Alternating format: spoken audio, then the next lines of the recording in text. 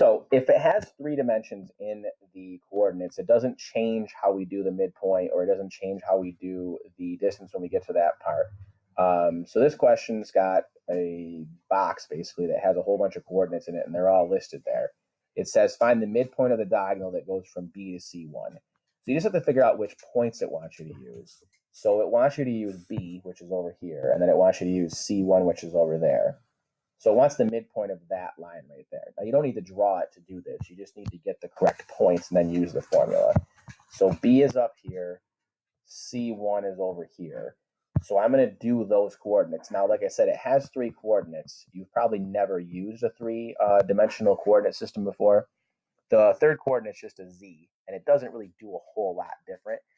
It's just basically equivalent to having the graph paper laying on a table and then having an axis that sticks straight up in the air off of that graph paper. So I would add the axes together, which is 4 and 0. So 4 plus 0, chop it in half.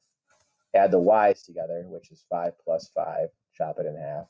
And then add the z's together, which is 0 plus 2, and chop that in half.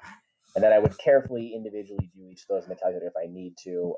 This, I think, is probably easy enough that you can just get it by dividing it like that.